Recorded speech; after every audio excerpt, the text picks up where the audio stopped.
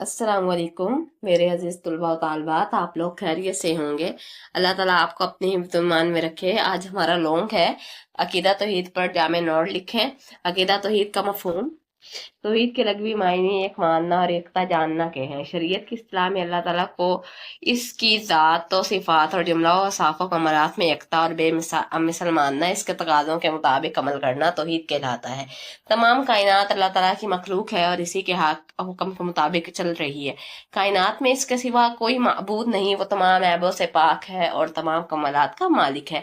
वो अकेला इबादत के लायक है। वो अपनी ज़ात और सिफ़ात और अफ़आल में वहदहू ला शरीक का लहू है।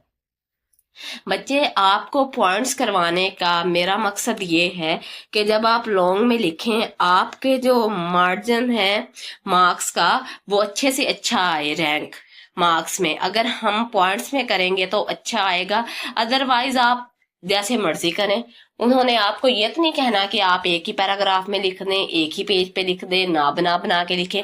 आप प्लीज जो भी किया करें, पेपर को अच्छा बनाने के लिए किया करें। और पेपर अच्छा उसी वक्त बनेगा जब हम उसे पैराग्राफ में तकसीम करेंगे या पॉइंट्स बनाएंगे।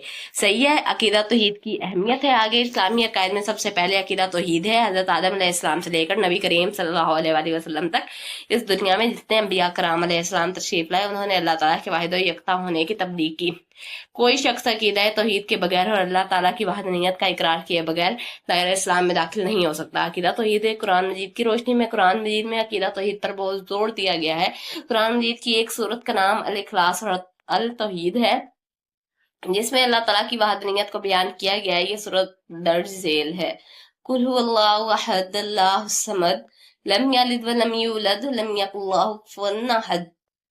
ए नबी खातुम नबीयीन, आप फरमा दीजिए वो अल्लाह एक ही है, अल्लाह बेनियाज है, ना वो किसी का बाप है और ना वो किसी का बेटा है और ना कोई इसके बराबर है।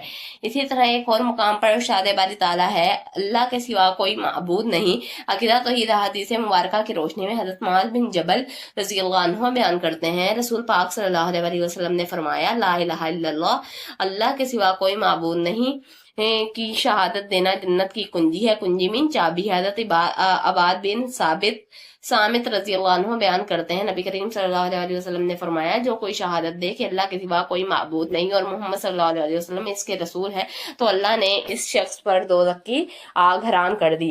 अकीदा तौहीद की आगे इकसाम हम देखते हैं। तौहीद रुबूबियत। तौहीद रुबूबियत यह है कि इंसान इस बात पर ईमान लाए कि अल्लाह ताला ही हर चीज का खालिक और मालिक और राज़िक है, इसमें कोई और इसका कोई शरीक नहीं। कुरान मजीद की रोशनी में अल्लाहुल्लज़ी खलक़कुम सुम्मा रज़क़कुम सुम्मा युमीतुकुम सुम्मा युहयीकुम हल मिन शुरकाइकुम मन यफ़अल मिन ज़ालिकुम मिन शैइन सुब्हानहु व तआला अम्मा युशरिकून। अल्लाह ही है जिसने तुम्हें पैदा फरमाया, फिर इसने तुम्हें रिस्क अता फरमाया, फिर वो तुम्हें मौत देता है, फिर वही तुम्हें जिंदा फरमाएगा। क्या तुम्हारे शरीकों में कोई ऐसा है जो इनमें से कोई काम कर सकता है?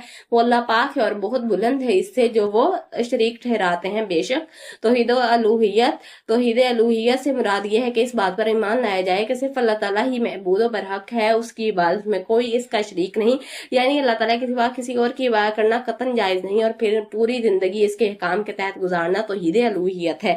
कुरान मजीद की रोशनी में है, फमन कान यरजू लिक़ा रब्बिही फलयअमल अमलन सालिहन वला युशरिक बिइबादति रब्बिही अहद।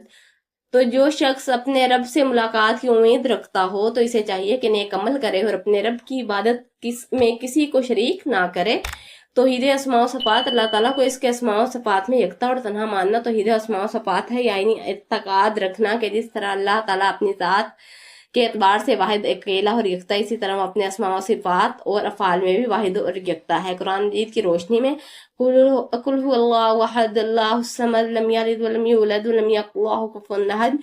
ये नबी फरमा दीजिए वो अल्लाह एक है, अल्लाह बेनियाज है, ना वो किसी का बाप है और ना वो किसी का बेटा है और ना कोई इसके बराबर है। एक और मुकाम पर इरशाद होता है, कोई चीज इसकी मिसल नहीं। अल्लाह ताला ऐसी सिफात कामिला का मालिक है जो किसी और फर्द में मौजूद नहीं। वो अपने इल्म, कुदरत, इरादा, समय, बसर, गर्ज हर सिफ्त में यकता और बेमिसल है, जिसमें जो सिफ्त भी पाई जाती है वो अल्लाह ताला की अता करता है। अकीदा तौहीद के असरात। जो शख्स अकीदा तौहीद को इख्तियार करके इस पर अमल पैरा होता है, अल्लाह ताला इसकी ज़ात व सिफ़ात और इसकी इबादत में किसी को अमल पैरा होता है और अल्लाह ताला की ज़ात व सिफ़ात और इसकी इबादत में किसी को शरीक ठहराने से बच जाता है। इसकी जिंदगी پر نہایت خوشگوار اثرات مرتب ہوتے ہیں۔ غیرت اور بہادری، عقیدہ توحید کو ماننے والا شخص غیرت مند اور بہادر بھی ہوتا ہے، اور کیونکہ اسے یقین ہوتا ہے تمام قوتوں کا مالک اللہ تعالیٰ ہے، وہ صرف اور صرف اسی کے سامنے جھکتا ہے اور اسی سے ڈرتا ہے۔ عزت و انکسار، عقیدہ توحید پر ایمان رکھنے سے انسان میں عزت و انکسار پیدا ہوتا ہے، وہ سمجھتا ہے اس کے پاس جو کچھ ہے وہ اللہ تعالیٰ کا عطا کردہ ہے، لہٰذا بندے کے لیے تکبر و غرور کی کوئی گنجائش نہیں۔ وسطت نظری، عقیدہ توحید پر ایمان رکھنے والا شخص تنگ نظر نہیں ہوتا، اس کا اس بات پر ایمان ہوتا ہے تمام کائنات کا خالق، سب کو پالنے والا اللہ تعالیٰ ہے، اسی وجہ سے وہ ساری مخلوق کی بھلائی اور بہتری چاہتا ہے۔ صبر و قناعت، بلند ہمتی آتی ہے کہ عقیدہ توحید کو ماننے والا یہ سب صبر و قناعت، بلند ہمتی کا وہ ہوتا ہے، آشکار ہوتا ہے۔ مساوات برابری کی آتی ہے اس میں، اور عزت نفس کا بھی آتا ہے کہ اللہ تعالیٰ عقیدہ توحید انسان کو عزت نفس بھی عطا کرتا ہے۔ عمل صالح کی بنیاد، عقیدہ توحید پر ایمان عمل صالح کی بنیاد فراہم کرتا ہے۔ اگر دل میں ایمان کی روشنی موجود ہو تو عمل صالح ہوگا اور نجات و فلاح کا ذریعہ ہوگا۔